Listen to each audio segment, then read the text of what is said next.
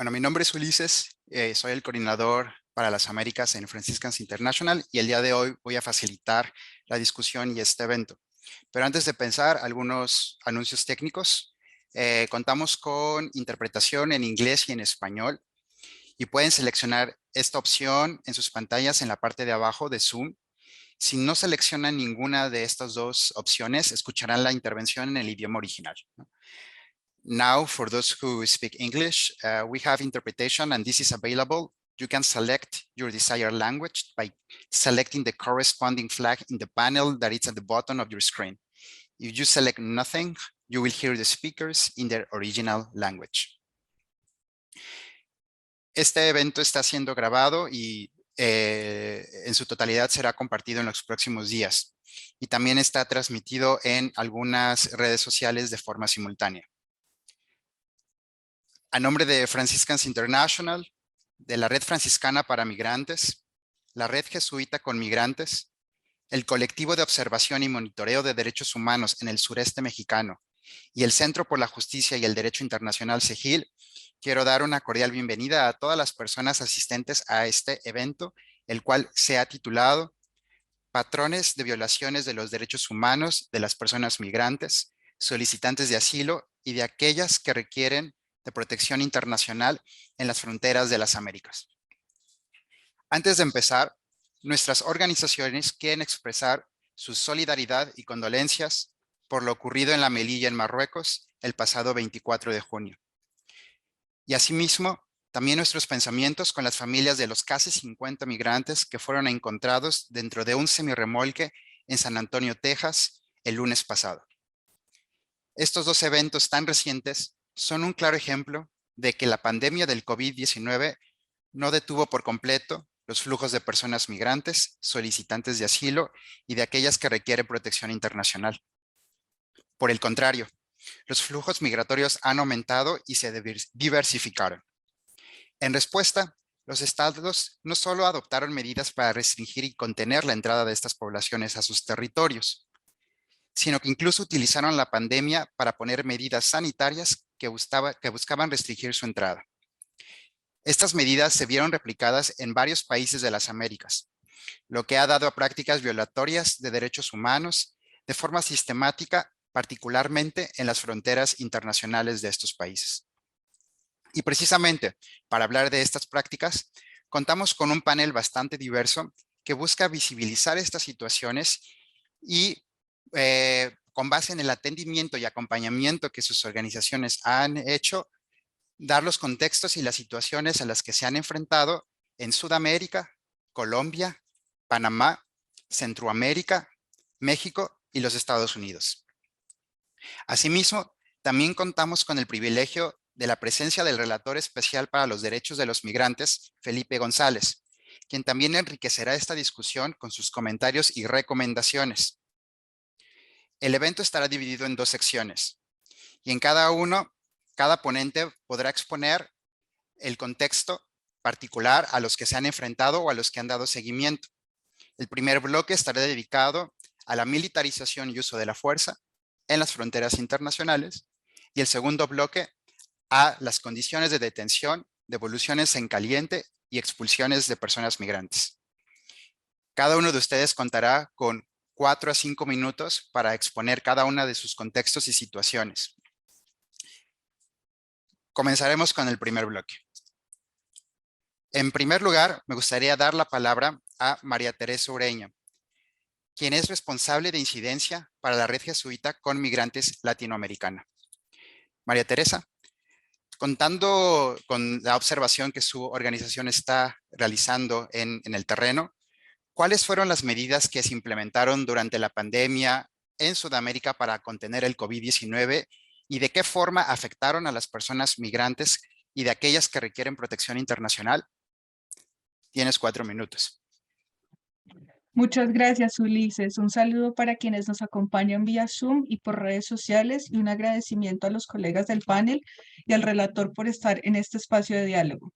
Lo primero que quiero señalar es que el manejo de la pandemia en América Latina ha tenido un efecto desproporcional sobre la población migrante y que seguiremos viendo por más tiempo si no se implementan políticas idóneas y efectivas y menos mediáticas y punitivas.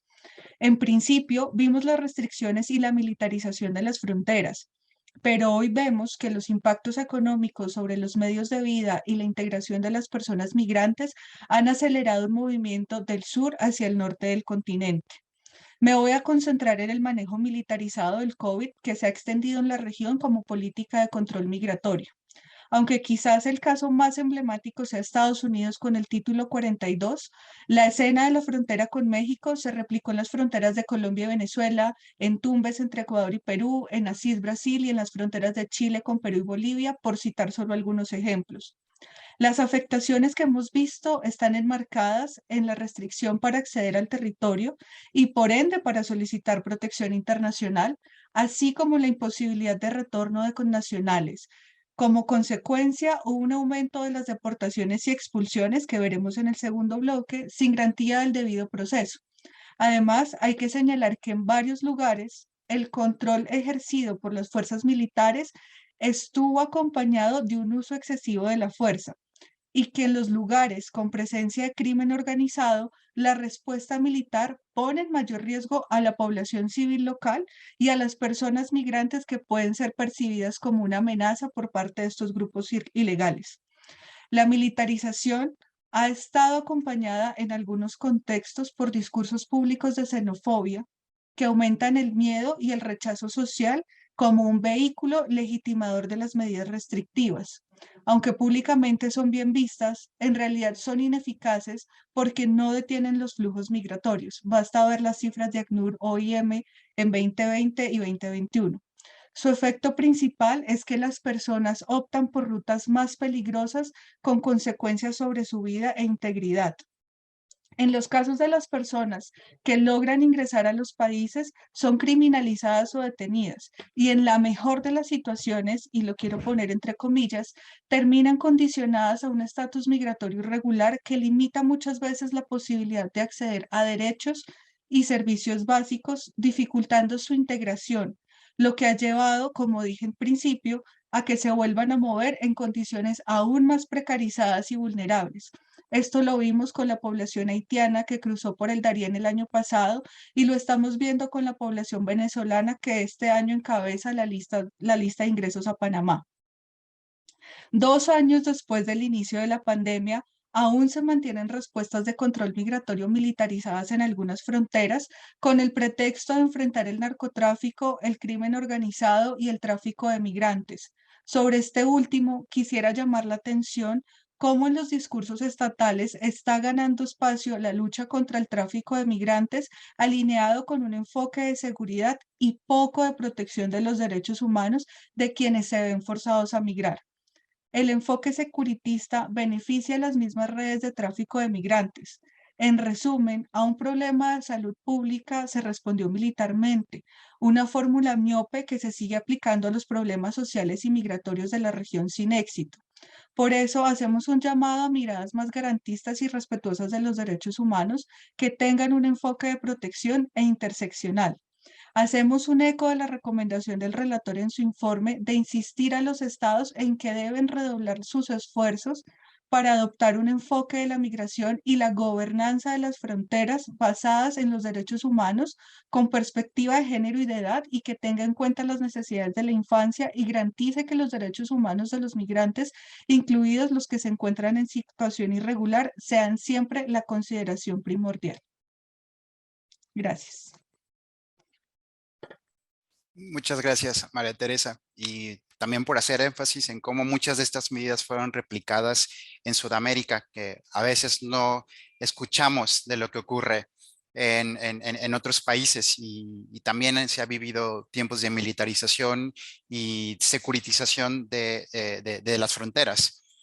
Sin embargo, estas medidas no fueron implementadas durante el COVID.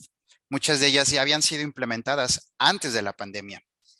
Y para hablarnos un poco más de ello y en otro contexto, me gustaría dar la palabra a Gabriela Oviedo, quien es coordinadora del proyecto de movilidad humana para el Centro por la Justicia y el derecho internacional.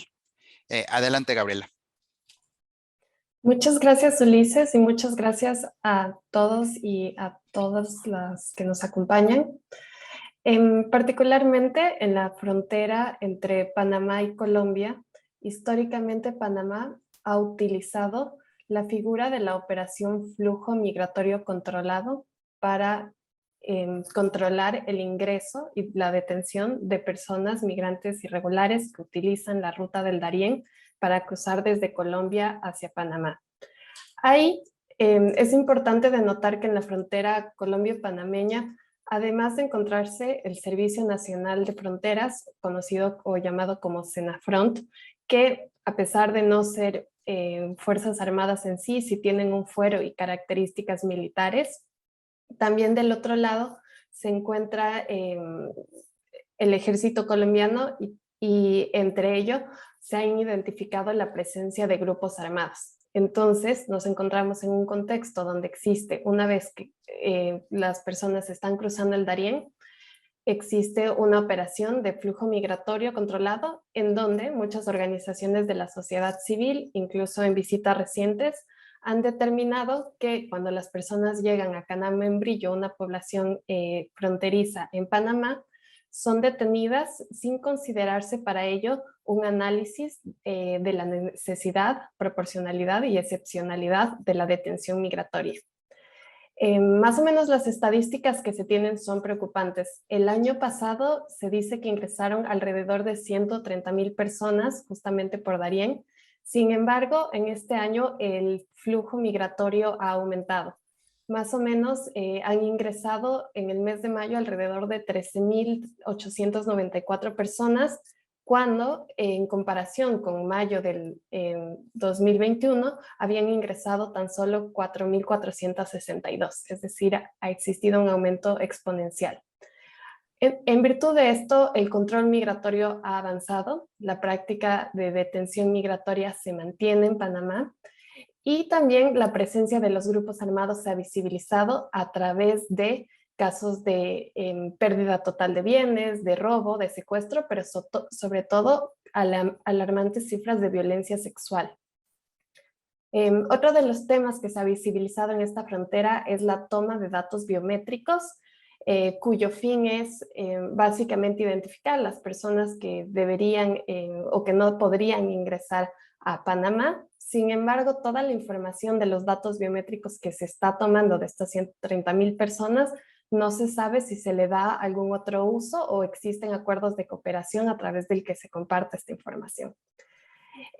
Así también creo que es importante pensar cuando pensamos en el control migratorio de la frontera entre Panamá y Colombia, que esta operación ha sido histórica, pero se vio exacerbada con el COVID, en donde Colombia comenzó a controlar y generó como una especie de tapón de cuántas personas logran cruzar hacia Panamá frente al cierre fronterizo por el contexto de la pandemia, que ahora ya se ha reabierto y por eso vemos que estos números han escalado.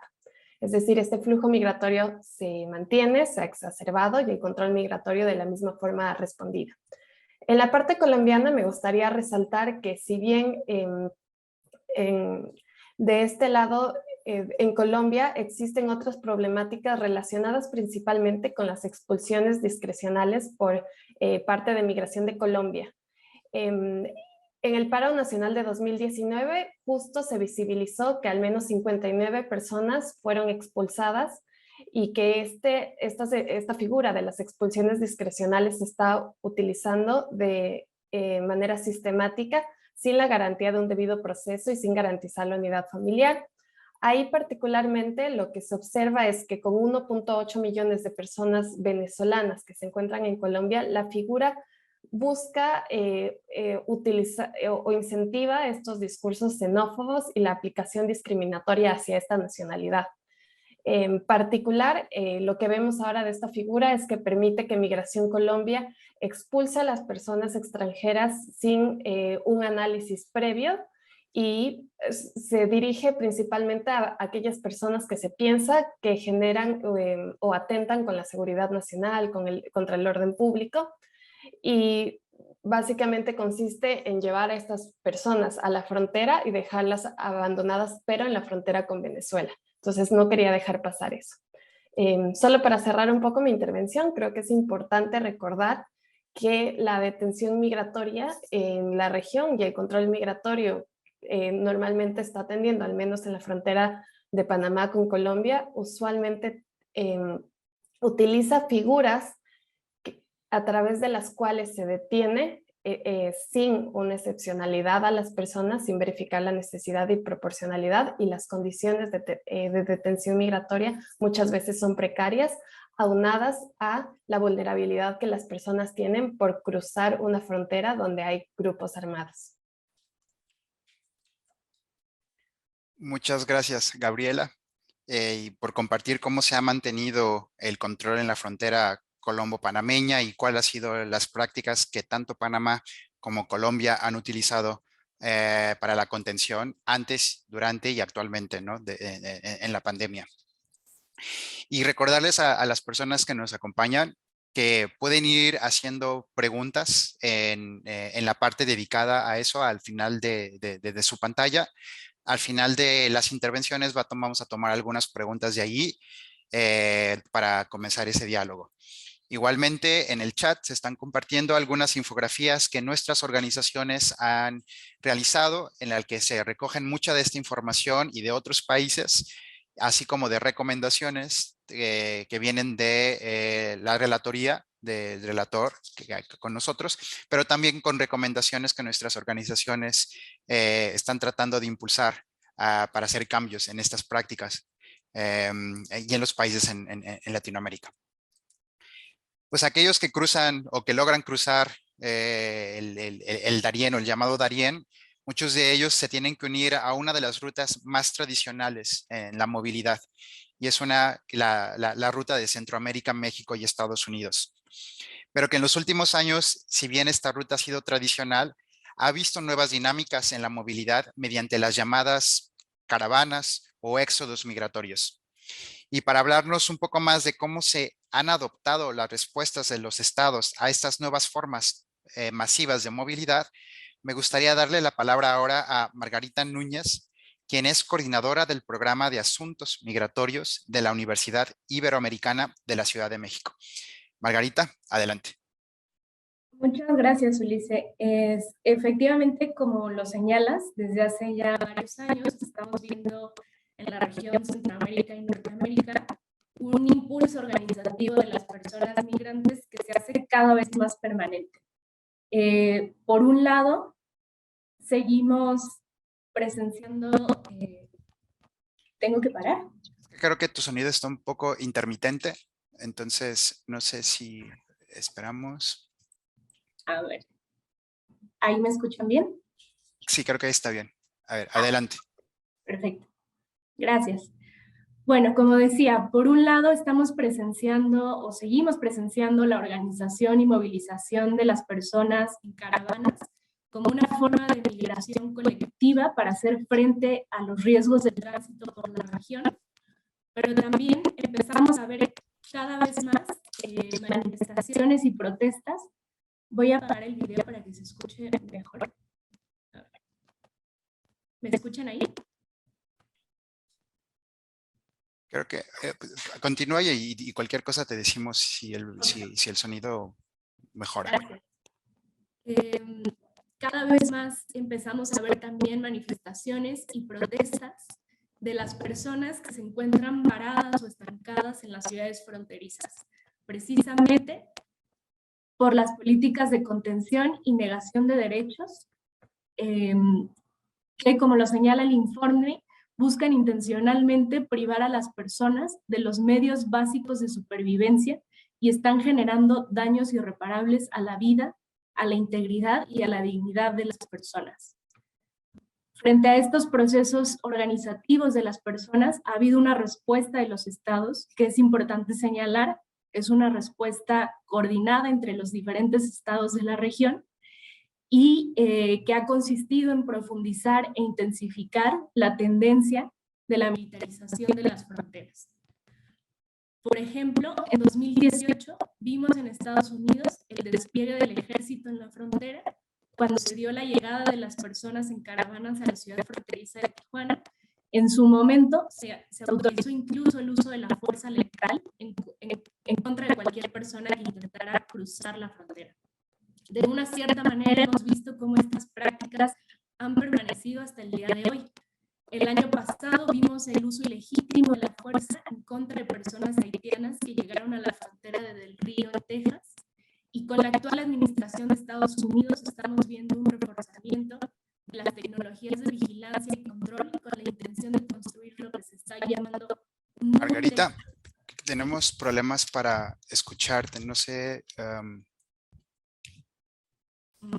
si puedes desactivar el micrófono y volverlo a activar, tal vez de esa forma.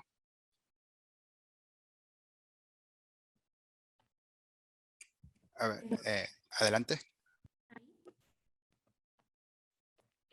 Bueno, continúo y me dicen si se sigue trabando.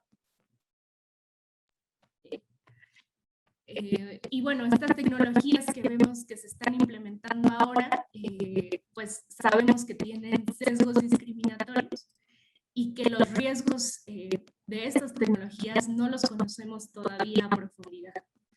En México, la creación y el despliegue de la Guardia Nacional, que es una fuerza de seguridad que vino a reemplazar a la Policía Federal en 2019 y es una fuerza de seguridad militarizada.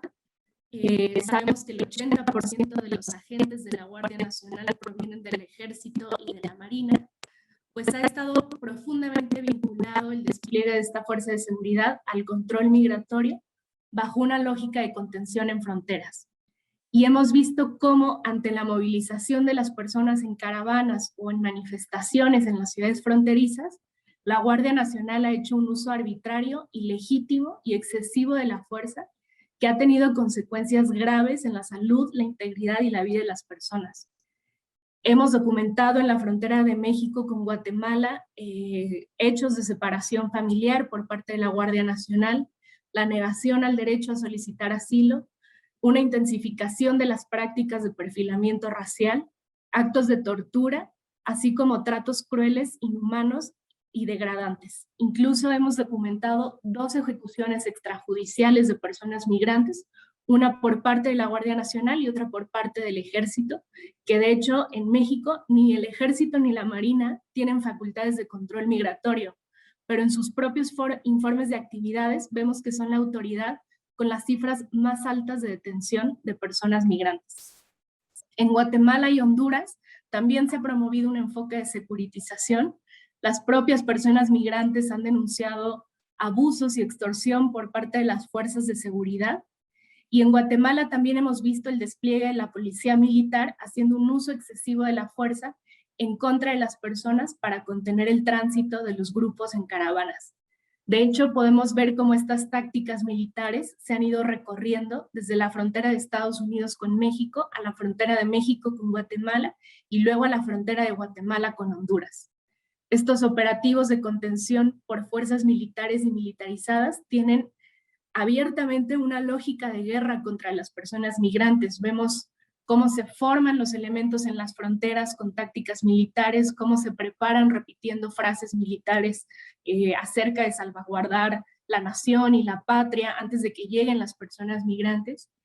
Y pues estamos hablando de que estos operativos se despliegan frente a familias, niños, mujeres embarazadas, lo cual genera evidentemente impactos en la salud mental de las personas. Hemos visto cómo las personas quedan en un estado de shock y con secuelas en la salud mental y emocional después de enfrentar estos operativos.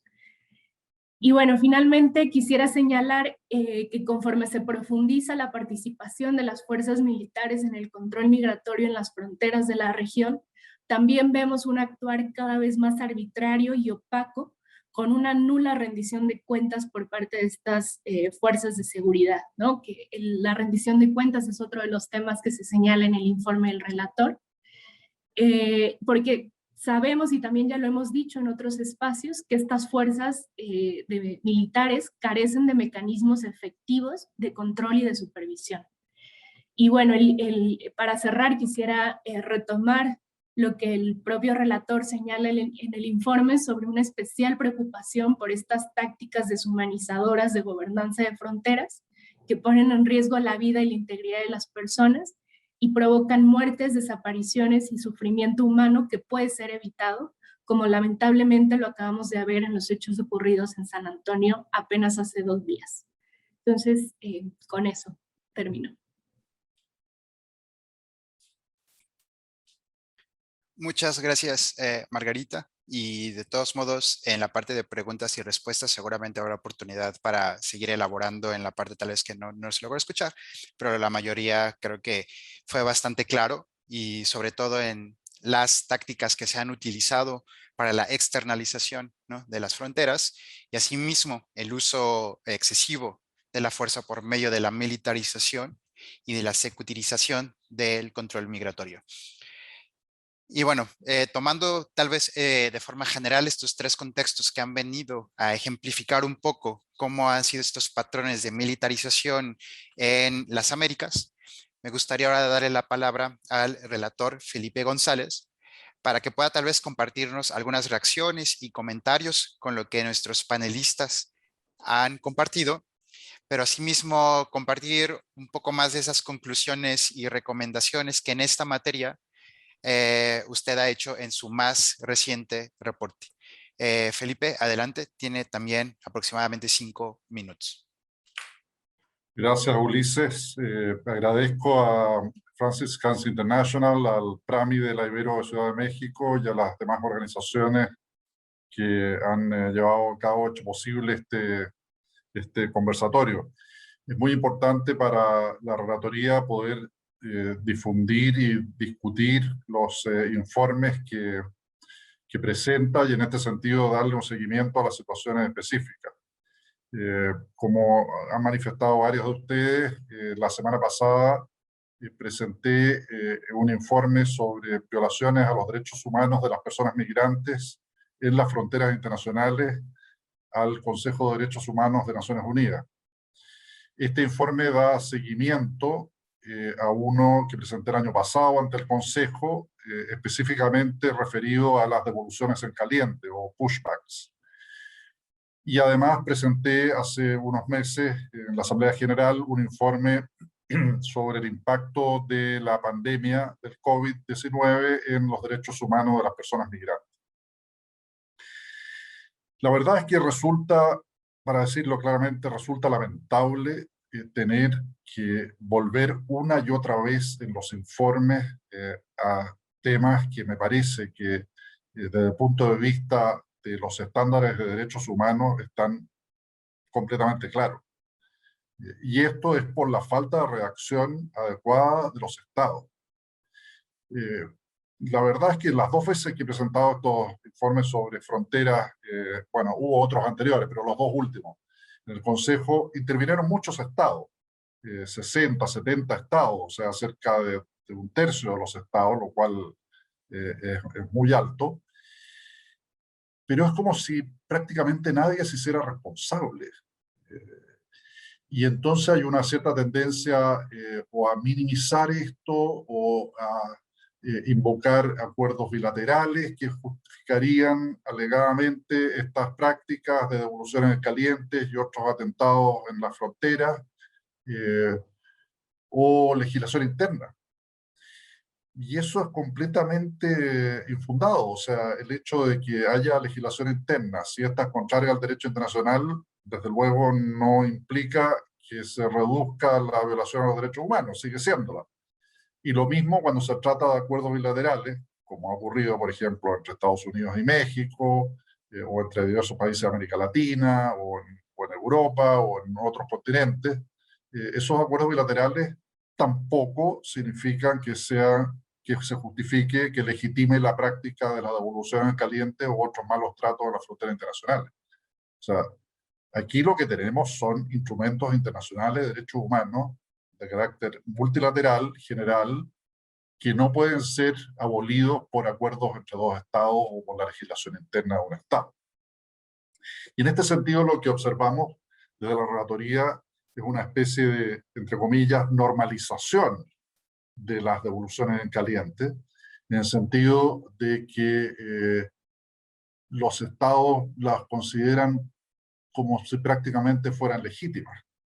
De lo que se cuidan los estados, a veces infundadamente, digamos, pero lo que se cuidan es de decir que no actúan con violencia, etc. Y la cuestión no es el grado de violencia que exista, porque prácticamente siempre la devolución en caliente importa un cierto grado de violencia, pero no es ese solo el punto. O sea, incluso si hablamos de situaciones sin violencia, pero que se producen estas devoluciones en caliente, o sea, devoluciones en sumaria, estamos hablando de la afectación al derecho a buscar y recibir asilo y al derecho de acceso a la justicia, entre otros derechos humanos. Entonces, la cuestión, por supuesto que es más grave si son violentos, pero aunque no lo sean en un grado menor, igual atentan contra los derechos humanos. El segundo aspecto que también enfatizamos en el informe reciente es el que se refiere al uso de medidas de emergencia. Sea que se trate de estados de excepción constitucional probablemente tales, sea que se trate de medidas de carácter administrativo, o como en el caso de Estados Unidos, el título 42 que aquí se ha señalado. En algunos de estos casos, no pocos de estos casos, la verdad, estas medidas de emergencia pasan a llevar el principio de no devolución. O sea, violan el principio de non-refoulement, conforme al cual no se puede enviar a una persona a un país, sea el de esa persona propia, o un tercer país donde se ponga en riesgo su vida o su integridad personal.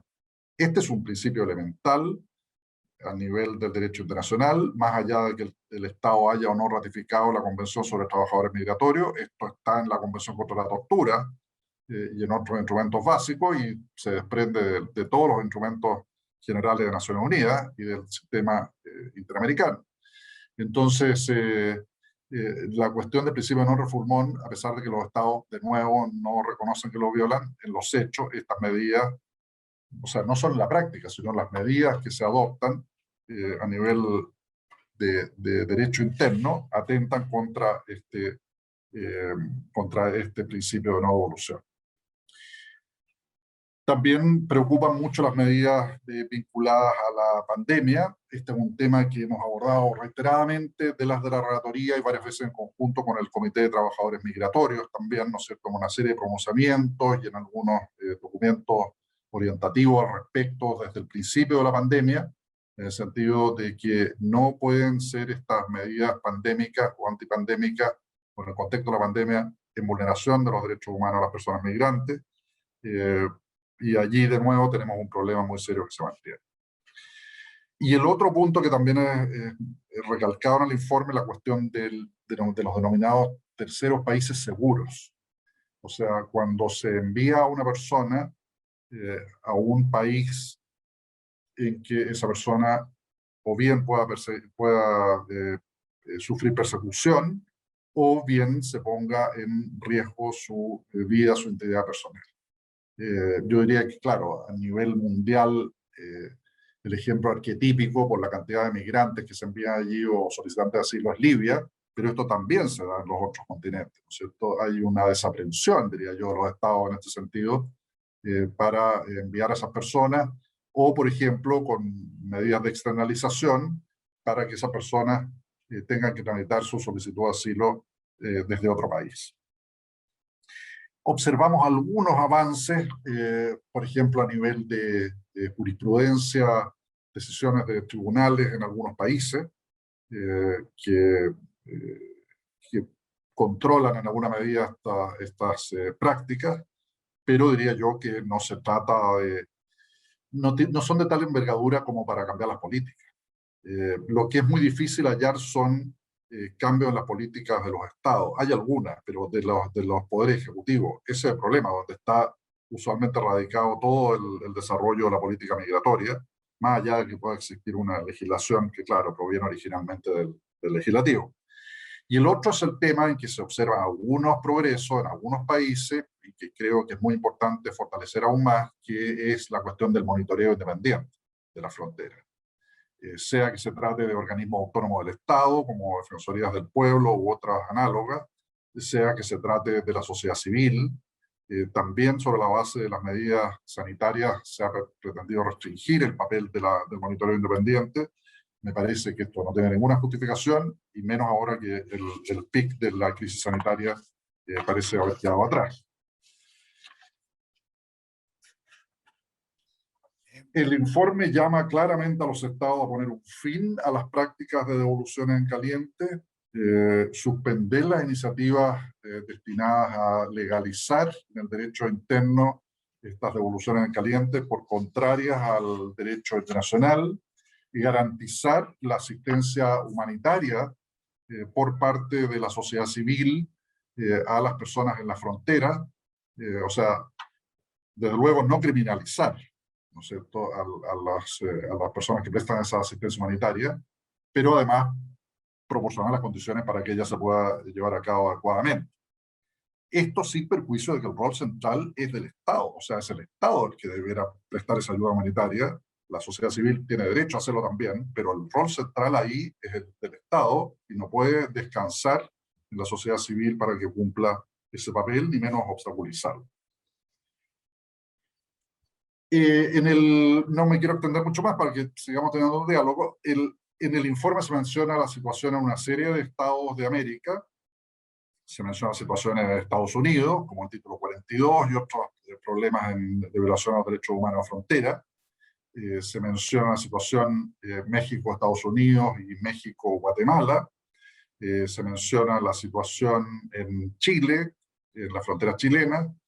Se menciona la situación en República Dominicana, donde también ha habido masivas expulsiones, incluso de mujeres migrantes embarazadas, a las que se las ha detenido a la salida de los hospitales donde se iban a hacer los controles de embarazo. Una cuestión completamente aberrante.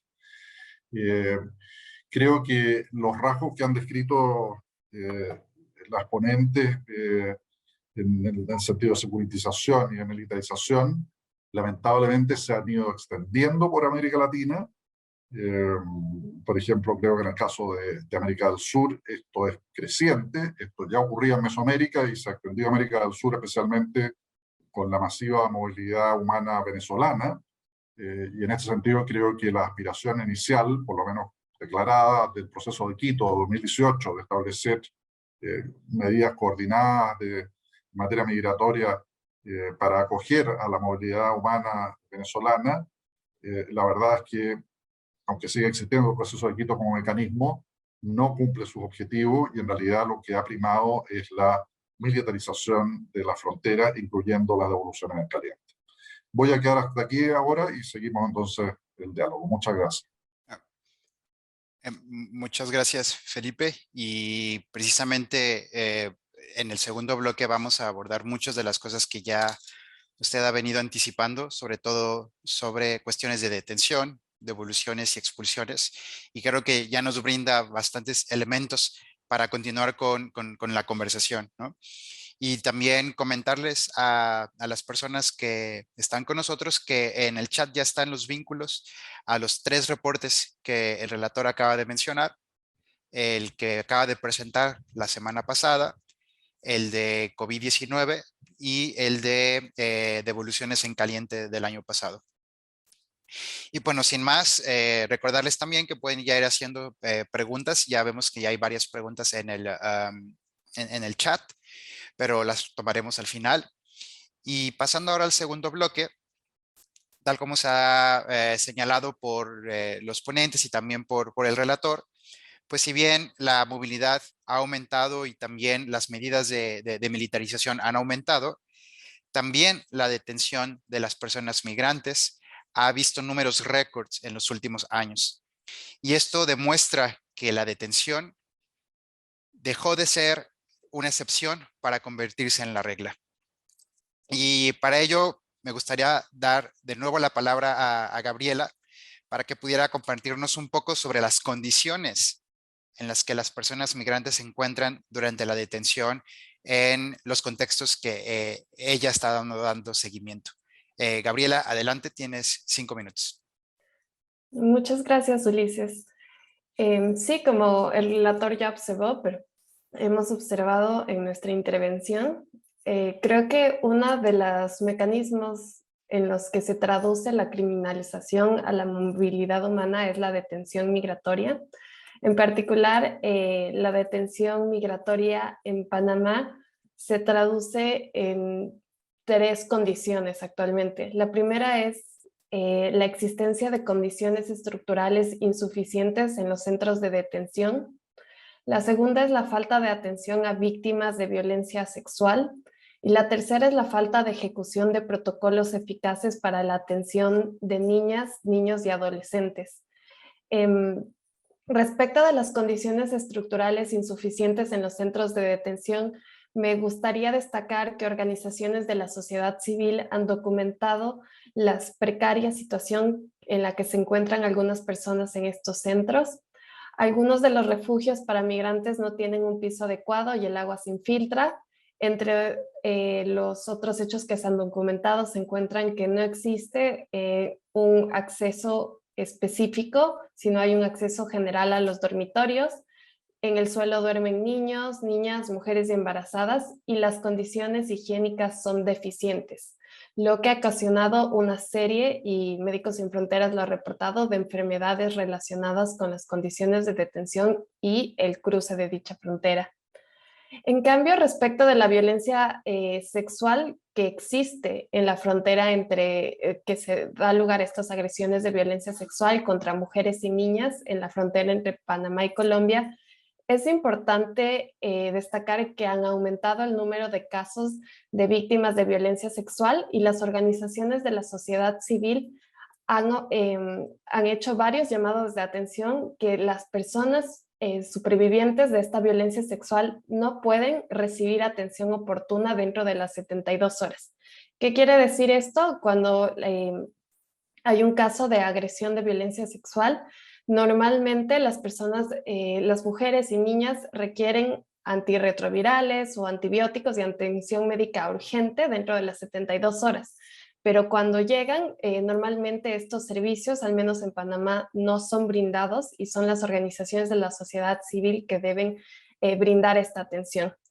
Es importante recordar que en este margen de 72 horas las personas quizás incluso no llegan hasta la estación, la principal estación de recepción, que es San Vicente, este centro de detención migratoria, y que el año pasado, según estadísticas que fueron levantadas tanto por organizaciones de la sociedad civil como la Oficina del Alto Comisionado, se habla de que existieron al menos 300 casos de violencia sexual contra niñas y mujeres. Y este año, Médicos Sin Fronteras ha hablado de que atendió de enero hasta mayo al menos 89 casos de violencia sexual que han ocurrido en la travesía del Darién, que es justo, se ve exacerbado por la situación o la presencia de estos grupos armados o este crimen organizado en esta frontera.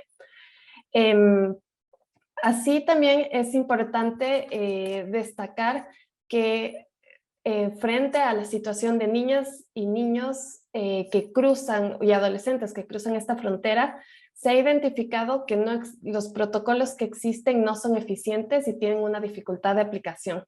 Muchas veces los agentes migratorios de seguridad son quienes deben tomar estas decisiones en relación con los casos de niños separados, menores no acompañados, sus familiares o víctimas de violencia sexual. Y en este caso son miembros del SENAFRONT que no se encuentran suficientemente capacitados para tomar este tipo de decisiones.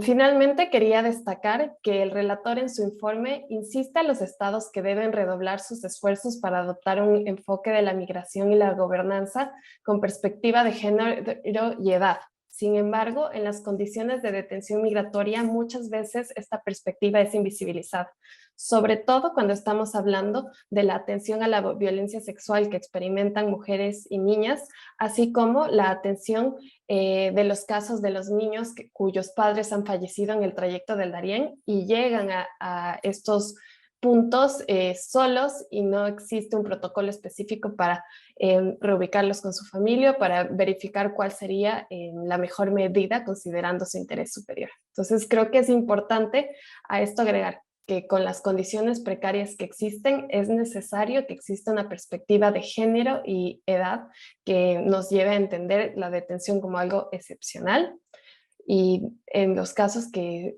esta excepcionalidad se justifique, se verifique siempre esta perspectiva de género y de edad. Muchas gracias, Gabriela, y por darnos el ejemplo de lo que ocurre en las detenciones en Panamá, y sobre todo por enfatizar la perspectiva de género y de edad, sobre todo siempre buscando el mejor interés de los niños y niñas cuando son detenidos. Y muchas veces después de la detención ocurren muchas de las prácticas que ya tanto el relator como algunos otras ustedes habían ya mencionado, como han sido las expulsiones masivas o las devoluciones en caliente, incluso en la misma frontera. Y para hablarnos un poco más sobre cómo se han incorporado estas expulsiones y devoluciones en caliente en algunas legislaciones en algunos países de la región, me gustaría dar nuevamente la palabra a María Teresa para que nos pueda platicar un poco más de esto. Adelante, María Teresa. Gracias, Ulises. Bueno, ya ahorita el relator nos mencionaba como parte de su informe el papel que tienen las decisiones ejecutivas en el manejo de la política migratoria. Yo quiero llamar la atención en dos casos donde estos cambios en la legislación pues han permitido las expulsiones y las devoluciones. Por una parte está la situación en República Dominicana, que a partir de la interpretación normativa de una resolución expedida por el Consejo Nacional de Migración el pasado 28 de septiembre, busca evitar el ingreso de toda persona extranjera que implique una carga irrazonable para las finanzas públicas. Esto ha llevado a la deportación incluso de mujeres embarazadas de ascendencia haitiana. Hablamos de aproximadamente 627 mujeres entre noviembre y enero del 2022 que han sido expulsadas luego de realizar operativos en hospitales donde recibían atención médica. Este caso, aunque es emblemático, no oculta que las estadísticas de la Dirección General de Migración de Dominicana entre 2017 y 2021 han deportado a más de 248.000 personas de nacionalidad haitiana. A estas políticas se suma la decisión del Ejecutivo de levantar un muro en la frontera, cuya construcción inició el 20 de febrero de este año con el propósito de detener la migración. Bueno, ya hemos visto que muchas de las políticas que se replican en la región no tienen el éxito ni el impacto que los gobiernos esperan, y por el contrario, pues los impactos más bien son negativos sobre la población migrante. A la par, Chile expidió en abril del 2021 la Ley de Migración y Extranjería, que entró en vigencia con la publicación del reglamento el pasado 12 de febrero del 2022. Entre las medidas que llaman la atención están el establecimiento de nuevas causales de expulsión y prohibiciones de ingreso motivadas, por ejemplo, por haber ingresado por un paso no habilitado, eludiendo el control migratorio o por no contar con documentos de viajes idóneos. Ya sabemos también que muchas personas quedaron condicionadas a la irregularidad por las medidas implementadas en la pandemia, incluso antes de ella. Estas mismas causales dan la posibilidad de la implementación de las figuras de reconducción y reembarco de extranjeros, que están reglamentadas en el artículo 153 de este reglamento.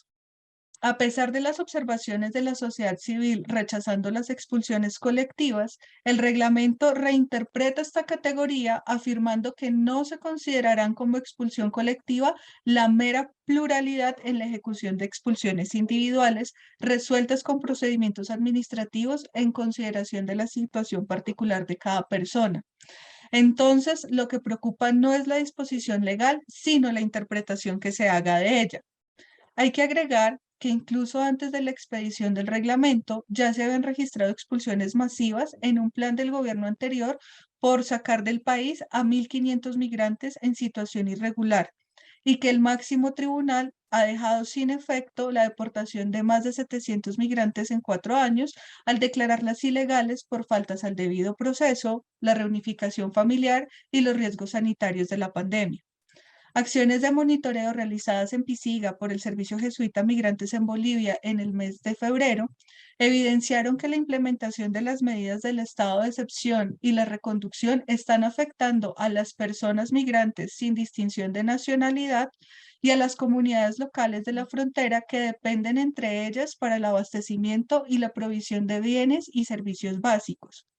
En ambos casos, tanto el chileno como el dominicano, podemos observar que las nuevas figuras normativas están sujetas a la interpretación de funcionarios y en contextos de militarización resultan en implementaciones discriminatorias y vulneratorias.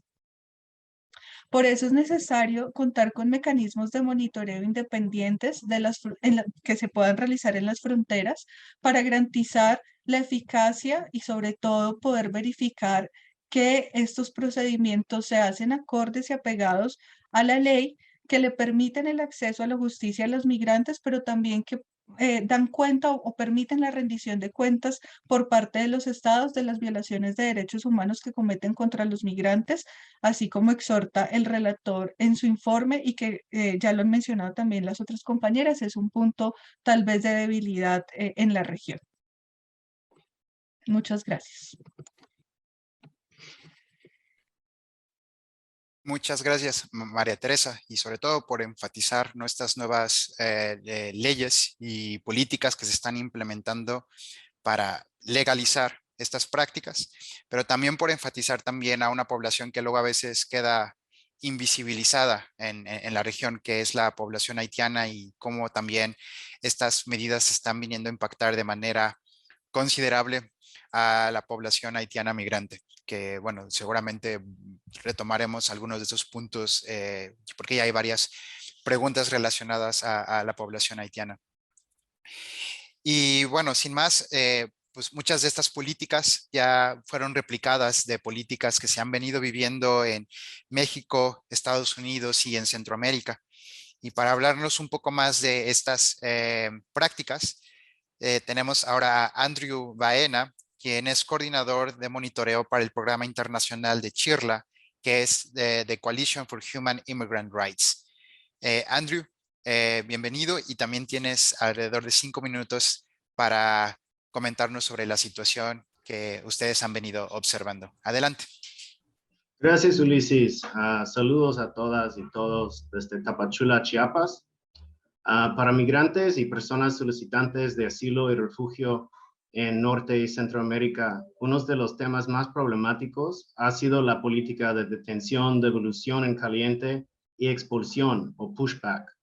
Estos ciclos de violencia se intensificaron por la pandemia y siguen hoy en 2022 por parte de las políticas de los gobiernos de la región. Lo más fundamental, en marzo de 2020, los Estados Unidos implementó una política de expulsión bajo un estatuto, título 42, supuestamente en el nombre de COVID-19. En práctica, significó que las puertas de entradas formales cerraron a los solicitantes de asilo y los que cruzaron irregulares a entrar a los Estados Unidos enfrentaron expulsión a México o su país de origen. Hasta mayo de 2022, más de 2 millones de personas han sido expulsados bajo esta política, con 96% de solo 5 países: México, Guatemala, Honduras, El Salvador y Haití. De acuerdo con Human Rights First, hay más de 10,000 casos documentados de personas expulsadas a México bajo título 42 que después sufrieron graves violaciones. No es la primera vez que los Estados Unidos forzó a las personas solicitantes de protección internacional a regresar hacia el sur. En 2019, los Estados Unidos y México implementaron y sigue vigente la política MPP o Quédate en México, donde más de 75,000 personas han sido devueltos a México para luchar un caso de asilo bajo condiciones de alto peligro. Pero Título 42 y MPP no son los únicos ejemplos de cómo los Estados Unidos están implementando externalización de sus fronteras con el fin de parar la migración a su frontera sur. Por su parte, muchos países de Centro y Norteamérica han implementado nuevas políticas de control migratoria, detención y expulsión. Por ejemplo, Honduras y Guatemala han parado, dispersado y expulsado en múltiples ejemplos los últimos años las caravanas, a veces con palos y gases. Si hay dudas sobre el rol de los Estados Unidos en enero 2020, oficiales del gobierno de los Estados Unidos en Guatemala implementaron un operativo improvisado para rentar vans no identificados con fin a expulsar en caliente integrantes de una de estas caravanas. En 2021, bajo el gobierno de López Obrador, México detuvo más de 307,000 migrantes, un récord histórico. Desde a lo mínimo mayo de 2021 y probablemente antes, México ha adaptado una política de devolución por aire, donde han enviado miles de personas detenidas en el norte del país hacia ciudades del sur como Tapachula, Chiapas y Villahermosa, Tabasco, con algunos expulsados a Guatemala. También han implementado vuelos de deportación masivas a México. Entre aproximadamente agosto de 2021 y noviembre de 2021, los Estados Unidos hizo expulsiones bajo título 42 directamente desde Texas a Tapachula y Villahermosa, donde personas fueron forzados a salir hacia Guatemala por parte de México y luego para algunos hacia Honduras por parte de Guatemala. Eso es expulsión en cadena. Nuestro colectivo de observación y monitoreo de derechos humanos en el sureste mexicano estuvo por los puentes fronterizos en Talismán y Ciudad Hidalgo en Chiapas y El Cebo en Tabasco para documentar esas primeras expulsiones en cadena. Uno de los patrones más emblemáticos de la crueldad de título 42 y las expulsiones regionales de los últimos años es el tratamiento racializado de la población haitiana en México. Sobre 2021, casi 52,000 personas de Haití solicitaron refugio en México, pero la Comar rápidamente exclamó que la mayoría no eran elegibles para protección internacional. Un análisis sin explicación profunda. Desde agosto de 2021 documentamos pushbacks de personas haitianas en Chiapas, más que todo recién llegados a territorio mexicano, incluyendo personas viviendo en Tapachula y quienes ya tuvieron constancias de solicitante de refugio. Lo interpretamos que esta política racializada estuvo diseñada a sembrar terror por la comunidad haitiana en Chiapas. A la vez, los Estados Unidos han expulsado más de 25,000 personas de regreso a Haití en avión, lo cual ha obligado a muchos haitianos a quedarse en México hasta el día sin acceso a protección de largo plazo. En resumen, nos preocupamos mucho las políticas de detención, devolución en caliente y expulsión o pushback que estamos viendo en la región. Hace unas semanas, los Estados Unidos dejó de requerir pruebas de COVID para turistas entrar a su territorio, pero las expulsiones bajo título 42 siguen. Exigimos a las autoridades de los Estados Unidos la eliminación de título 42 y que empiecen a procesar solicitantes de asilo por las puertas fronterizas de acuerdo con la Acta de Refugiados de 1980. Exigimos los gobiernos de los Estados Unidos, México y todos los países de Centro y Norteamérica a respetar el principio de no devolución y el derecho al debido proceso. Denunciamos las expulsiones en cadena. La protección internacional es demasiado importante y hay demasiadas vidas por el balanceo para seguir así un día más. Muchas gracias. Buen día. Muchas gracias, Andrew, y sobre todo por dar énfasis a estos nuevos métodos que se están utilizando y que de forma coordinada varios países están haciendo para realizar las devoluciones en caliente, las expulsiones en cadena y en general las expulsiones colectivas, sobre todo entre México, Estados Unidos y Centroamérica. De hecho, algunas de estas situaciones han sido ya de conocimiento del relator, quien ha enviado varias comunicaciones, sobre todo el año pasado, sobre estas temáticas.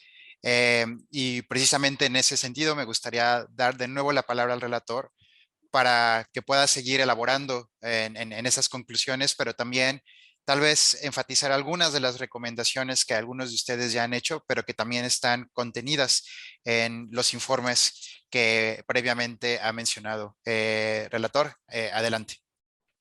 Gracias. Sí, un comentario en relación con la cuestión de las expulsiones colectivas. no solo, o sea, no solo devoluciones calientes, sino expulsiones colectivas en general.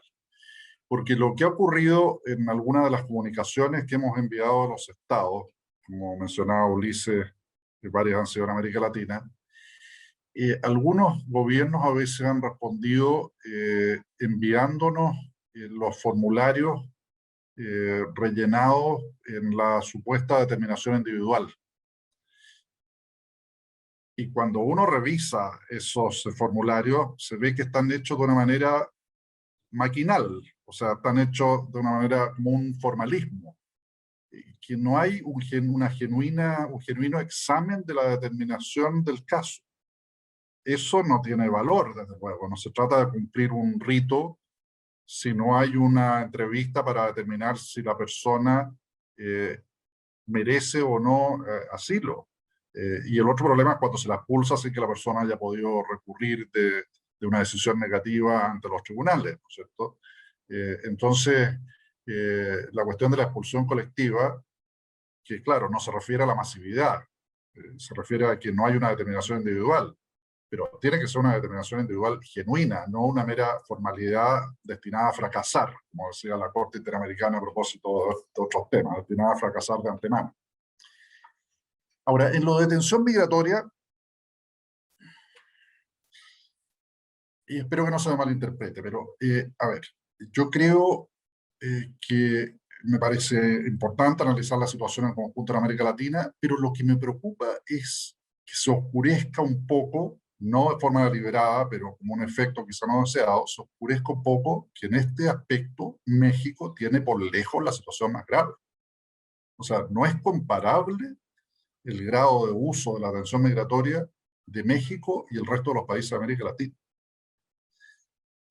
Digamos, ha habido erupciones en otros países, como lo que mencionaba Gabriela respecto de Panamá, pero en general no es en absoluto comparable.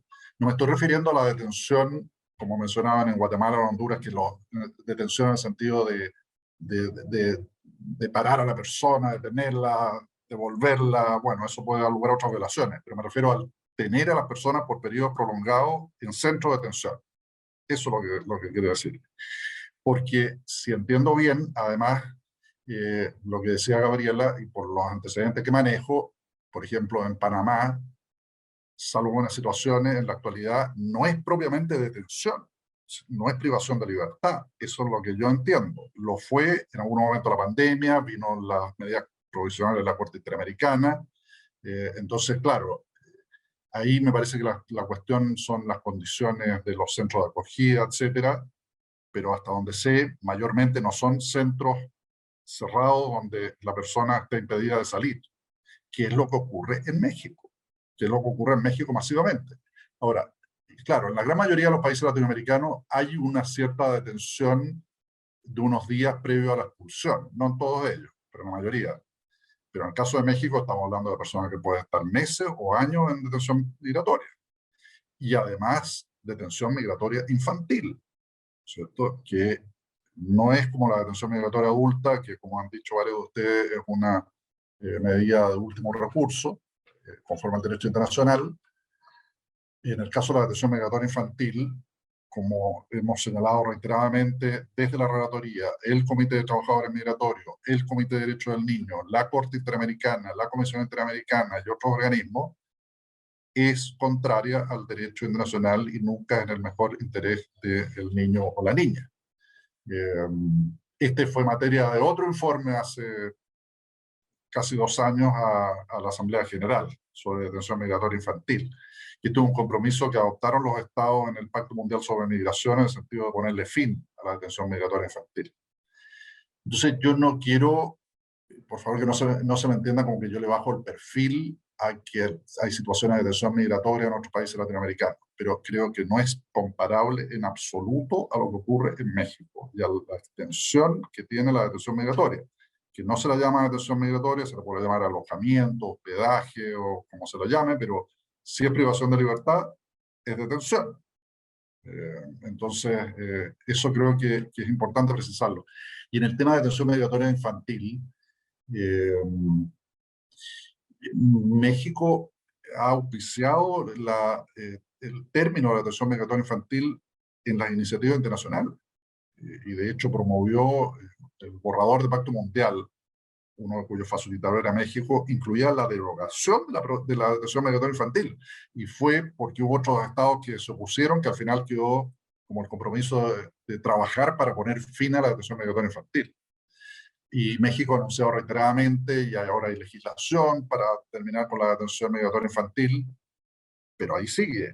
Yo la primera vez que fui como en esa época relator de la CIDH, en visita oficial a México, fue el 2011, y ya México estaba, dos gobiernos anteriores atrás, ya México decía que se iba a terminar la detención migratoria infantil, 2011 a 2022. Entonces creo que eso es importante, que es importante tenerlo claro, porque me parece que en ese sentido es más grave la situación en otros continentes. O sea, bueno, y en otras regiones, como en Estados Unidos, o como en Europa, o Australia, y en algunos otros países también, el porcentaje de la población migratoria, de población migrante, que está en detención es más alto que en la mayoría de los países latinoamericanos. Ahora, el otro tema, claro, que a lo que se refería Gabriela, son las condiciones, por ejemplo, cuando se trata de los refugios, albergues. Entiendo que ella se está refiriendo no a centros de detención probablemente tales, pero por favor que me corrija si entendí mal. Por supuesto, o sea, aunque sean centros abiertos, si no hay condiciones de salud y si no hay, en general, condiciones de habitabilidad, eso también es una violación a los derechos humanos. No basta con que sea abierto el centro. Y lo otro que, claro, en el tema de la detención migratoria y la detención migratoria infantil, a veces los estados, por ejemplo, cuando presento los informes o en conversatorios con estados, plantean que quieren aprender de las experiencias de los otros estados en materia de alternativa a la detención, etc. Yo, francamente, creo que ese no es el tema. Puede serlo en algunos casos, en algunos países, pero no, pero hay estados que practican extensamente la detención migratoria en la actualidad, e incluso la detención migratoria infantil, que antes tenían en pie eficaces sistemas alternativos a la detención. O sea, no es que necesiten aprender. O sea, Estados Unidos, por ejemplo, tenía instalado todo un sistema alternativo a la detención, todavía existe.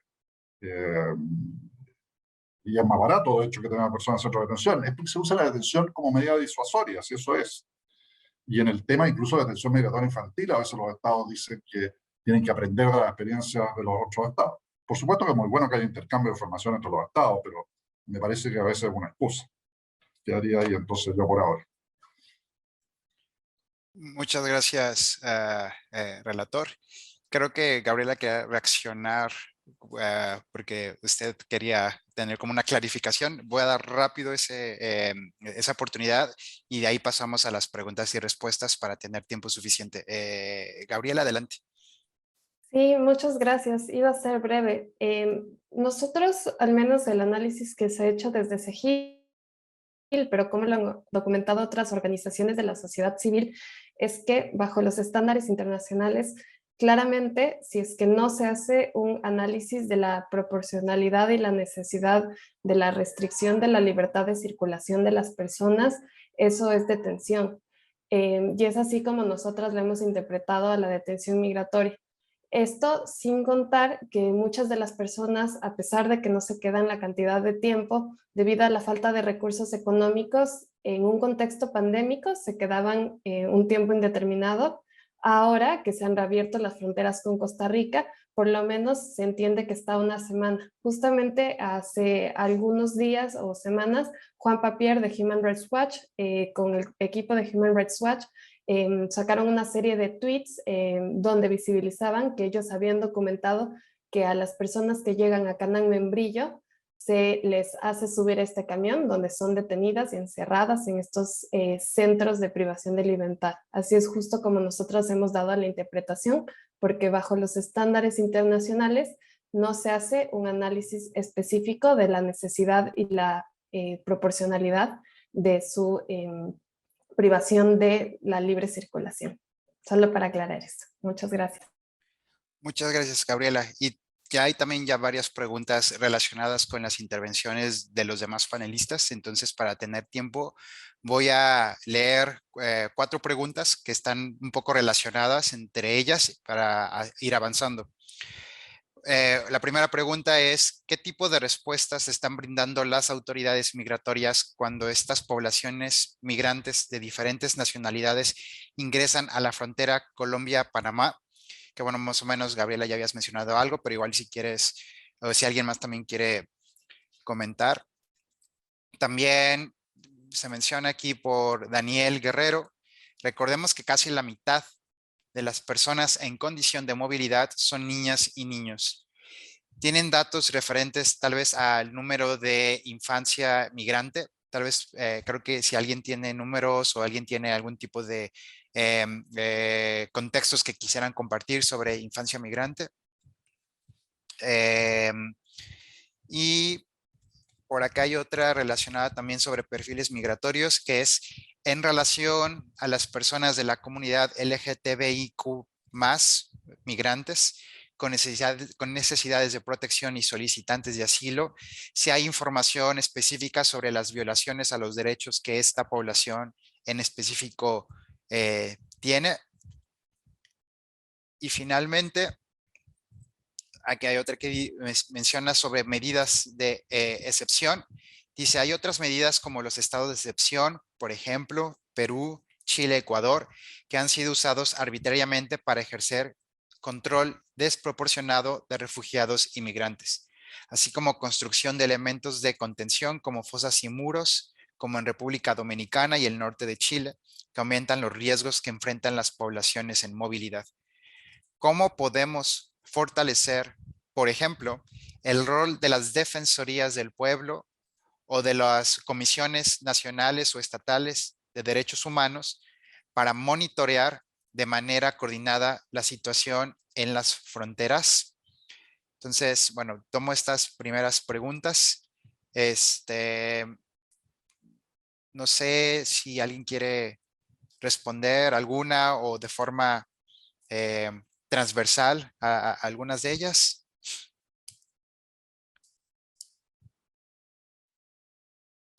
Gabriela, tal vez para la parte de Colombia, Panamá. Sí, Ulises, no sé, perdón, se cortó un poco la pregunta, si podrías repetirla. Sí, claro. La pregunta es, ¿qué tipos de respuesta están brindando las autoridades migratorias a las diferentes nacionalidades de las poblaciones migrantes que ingresan por la frontera Colombia-Panamá? Em, bueno, ahí cabe destacar que durante el año pasado la mayoría de flujo migratorio que atravesó la frontera colombiana con Panamá eran personas haitianas. En ese sentido, en el marco de las medidas provisionales que estaban en ese entonces funcionando, se solicitó que, por ejemplo, se utilicen medios para garantizar o que se puedan superar las barreras legales relacionadas con la traducción y acceso a la justicia de personas haitianas.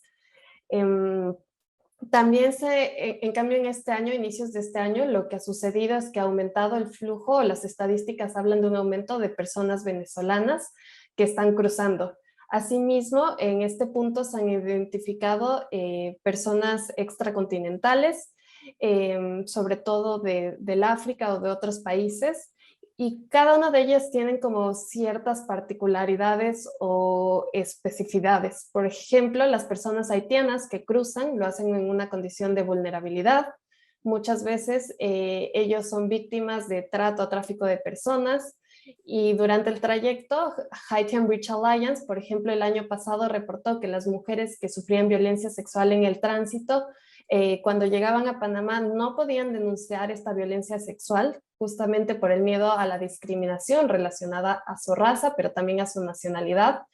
Y era entonces que cuando llegaban a la frontera con Estados Unidos, Haitian Bridge Alliance lograba reportar estos casos que sucedieron al inicio de su flujo migratorio, para entender un poco este contexto y cómo estas violaciones atraviesan o continúan por el continente.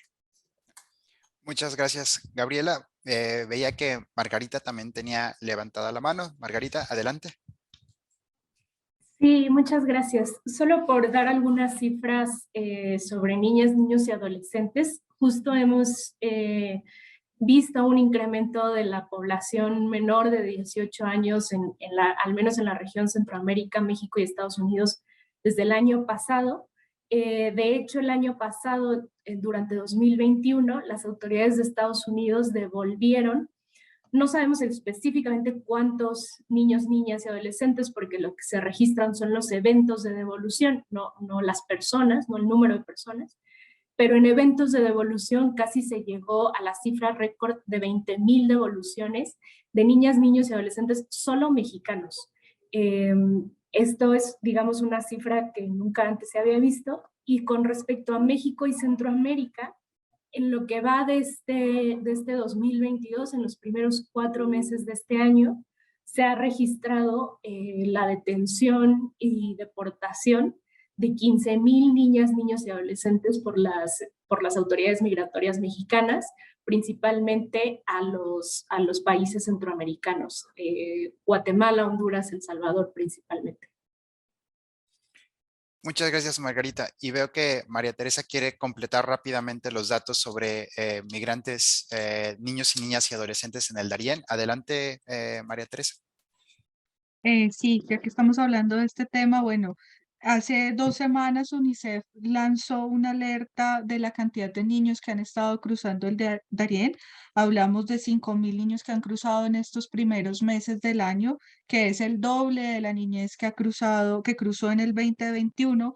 Pero más allá de esta cifra, que es alarmante, también el dato importante son los 170 niños, niñas y adolescentes no acompañados que han cruzado esta frontera, que han llegado a Panamá sin su acompañante. Esto por el control que deberían estar haciendo las autoridades del lado colombiano y poder verificar la condición en la que están llegando estos niños a Panamá. Muchas gracias, María Teresa. Relator, tiene la palabra y bueno, también aprovechar, hay una pregunta ahí sobre las defensorías del pueblo y algunas recomendaciones para mejorar el monitoreo. También si quiere aprovechar contestar esa pregunta. Sí, quería partir por la pregunta que se me realizaba sobre las prioridades que considero deberá tener las políticas migratorias en América Latina. Y lo primero ahí es que es indispensable asegurar que predomine un enfoque de derechos humanos por una perspectiva de género y que las consideraciones de seguridad que pueden ser legítimas estén acotadas y situadas en su verdadera dimensión. No esto de asimilar las políticas migratorias como una defensa de la soberanía o la invocación de la seguridad para pasar a llevar los derechos humanos de las personas migrantes a cualquier costo. Las consideraciones de seguridad pueden limitar algunos derechos humanos de los migrantes y de los no migrantes, pero de manera acotada, y otros no, desde luego no el derecho a la vida, no el derecho a la integridad personal y una serie de otros derechos. Entonces, eso es lo primero, que el enfoque de derechos humanos debe ser el que debe orientar las políticas y prácticas migratorias de los estados. Lo segundo es la cuestión, y aquí vuelvo a los procesos de Quito como ejemplo, la cuestión de la coordinación entre los estados. O sea, cada estado por sí solo no va a llegar muy lejos. O sea, se requiere de iniciativas regionales, multilaterales, etcétera, pero bien encaminada también, no cualquier medida, ¿no es cierto? Creo que ese es el problema del proceso de Quito. O sea, originalmente era una iniciativa regional que parecía bien inspirada en el sentido de privilegiar la acogida a la movilidad humana venezolana, pero a poco andar se transformó básicamente en medidas de represión que han adoptado los estados, no diría yo coordinadamente, sino unos detrás de otros, asimétricamente, pero casi todos en esa, no todos, pero la mayoría en esa misma dirección. Entonces, ese es un segundo punto, que no pueden ser los estados aisladamente. Lo tercero es la cuestión de la participación de la sociedad civil, que me parece que es indispensable tanto en la formulación como en la implementación de las políticas migratorias y también en las labores de monitoreo. O sea, no debe ser vista la sociedad civil como una especie de obstáculo por parte de las autoridades gubernamentales, sino al contrario, como una aliada para llevar a cabo adecuadas políticas migratorias. Y lo último, podría extenderme mucho, pero para mencionar los aspectos más importantes, lo último que veo como prioridad también es la cuestión del discurso gubernamental en relación con quienes migran. Porque, claro, el discurso xenófobo, abierto, puro y duro, no es, afortunadamente, no está muy extendido en América Latina, de parte de las autoridades, pero de manera encubierta lo hallamos permanentemente, ¿no es cierto? Estigmatizando por distintas vías a la población migrante, asimilándola a la delincuencia, con perfiles raciales, etcétera. Entonces, por una parte, los gobiernos tienen que abstenerse de esos discursos xenófobos abiertos o encubiertos, pero por otra parte tienen que adoptar una actitud y un lenguaje, un discurso proactivo para la integración de las personas migrantes en las sociedades. Eso respecto a las prioridades. Y en relación con la otra pregunta, creo que es fundamental que las defensorías del pueblo y otros organismos autónomos, al igual que la sociedad civil, puedan llevar a cabo un monitoreo intenso. O sea, eso me parece que ha sido otro perjuicio de la pandemia, porque sobre la base de invocar condiciones sanitarias, muchas veces de manera espuria, se ha impedido, ya sea total o parcialmente, el ejercicio de esa labor de monitoreo cuando resulta absolutamente crucial. Entonces, o sea, aquí yo haría una comparación más allá del tema de migración, con lo que ha dicho el Comité DESC de Naciones Unidas para referirse a la cuestión de la implementación de las políticas en materia de DESC, que por pobre que sea el país, la cuestión del monitoreo siempre tiene que existir. O sea, no es una cuestión de decir, mire, yo tengo tan pocos recursos que no puedo hacer monitoreo. O sea, eso tiene que estar siempre, si no, al final es un desperdicio de los recursos, que sea pobre el Estado, ¿no es cierto? Bueno, aquí es lo mismo, o sea, no es una cuestión de que sea algo superfluo el monitoreo, no, el monitoreo es un aspecto central para el diseño e implementación de políticas migratorias adecuadas. Muchas gracias, relator. Y pues bueno, el tiempo se nos está yendo y la verdad no quiero terminar el evento sin darle la palabra nuevamente a todas y todos ustedes para hacer un cierre. Hay muchas preguntas relacionadas con el Darién, relacionadas con comunidad LGBTIQ+, la Cumbre de las Américas. Entonces, vamos a tratar de dar respuestas por escrito y socializaremos esas respuestas en la medida de lo posible. Pero bueno, para ir cerrando, voy a darle la palabra en el orden en el que ustedes intervinieron, tal vez para dar algún tipo de cierre, algún comentario final o alguna recomendación que quisieran compartir con todas y todos nosotros. Y bueno, le doy la palabra primero a María Teresa.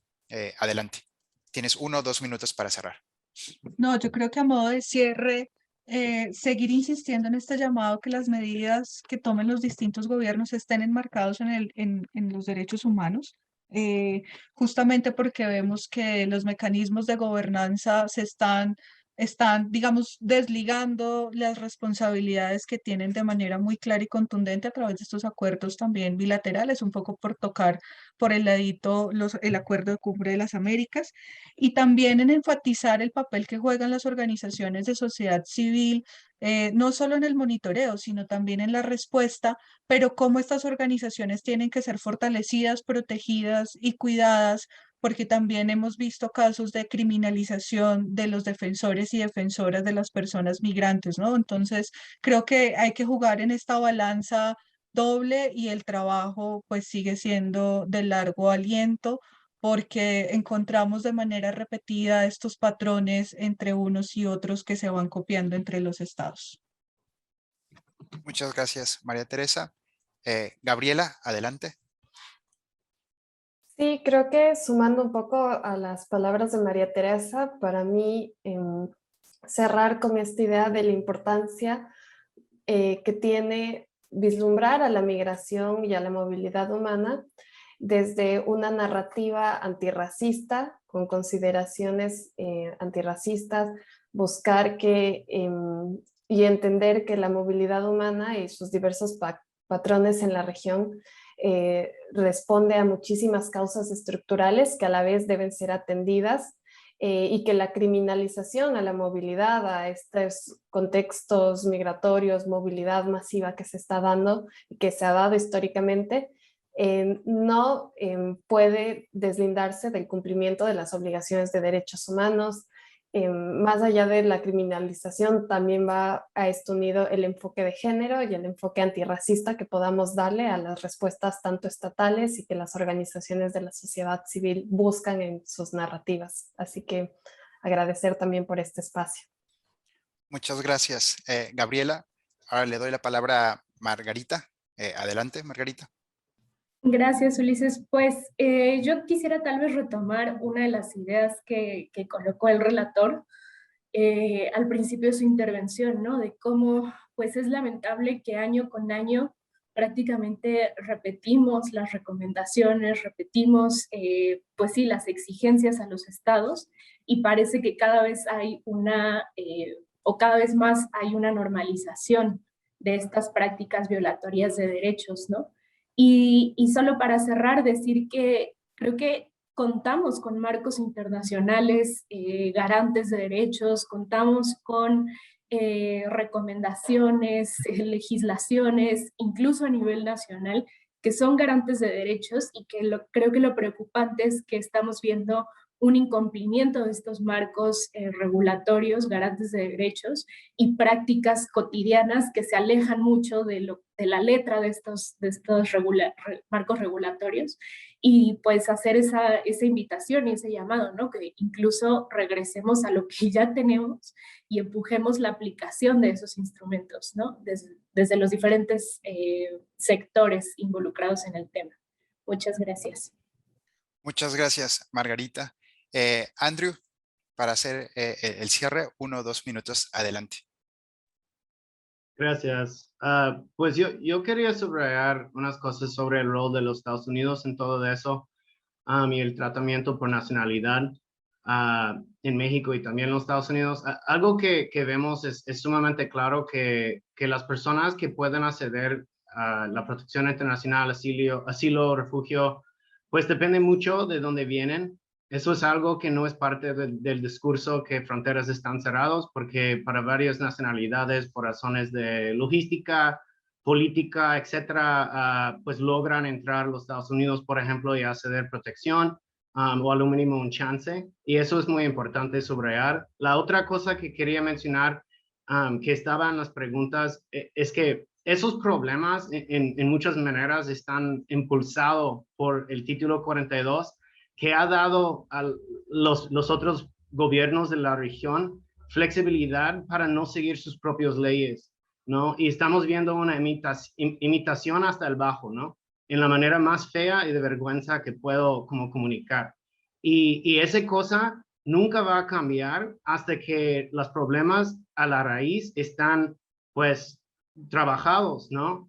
Y que hemos visto saliendo del Cumbre de las Américas son ofertas para, por ejemplo, refugiados en los Estados Unidos, España, Canadá, pero esos números sumen a menos de unos días de migración que llegan a la frontera de los Estados Unidos.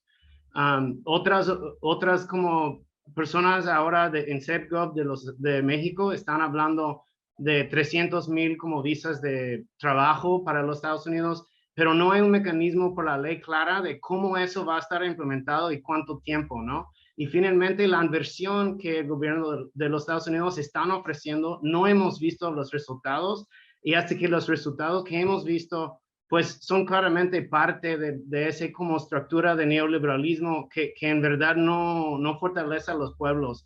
Y pues no en mi opinión, en nuestra opinión, como van a ayudar con ese problema a la raíz de la migración y la prescripción en los países de origen más importantes. Gracias. Muchas gracias, Andrew. Y finalmente, relator Felipe, para el cierre, su cierre. Sí, muchas gracias. Bueno, en relación con la comunidad LGTBI, creo que efectivamente muchas veces son objeto de persecución, que puede ameritar la concesión de asilo u otra forma de protección internacional.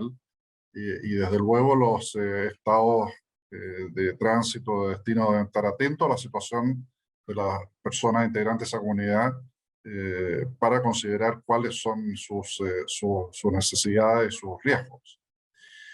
Y el otro comentario que quisiera hacer, que por así decirlo es general y transversal, es la cuestión del acceso a la justicia. Porque, por ejemplo, a propósito de la búsqueda del asilo, del derecho a buscar y recibir asilo, además de las cuotas o las distintas categorías que tienen, a que se refería Andrew, está el tema de los que tienen y los que no tienen representación jurídica. Y hay estudios en Estados Unidos que demuestran que si se tiene abogado o abogada, son más de 3 veces, se triplica la posibilidad de obtener el asilo. Entonces ahí hay un problema adicional que es muy serio.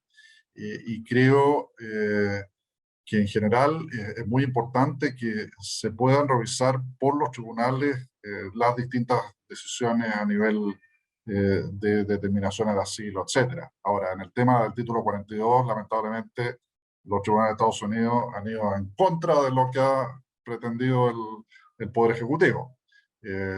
Pero yo creo que en lo que se refiere a determinaciones de asilo, siempre es bienvenido la posibilidad de recurrir de la decisión administrativa ante el sistema judicial.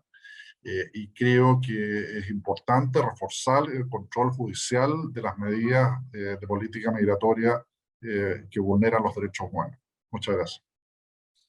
Muchas gracias, relator.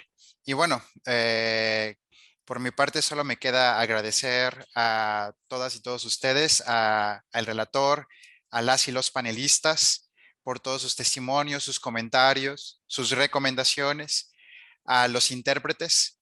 Muchas gracias por esa labor y pues a todas y todos los asistentes que estuvieron con nosotros, esperando que, bueno, esta conversación que tuvimos hoy sirva para visibilizar lo que está ocurriendo en las Américas y pues precisamente para evitar que se normalicen estas prácticas.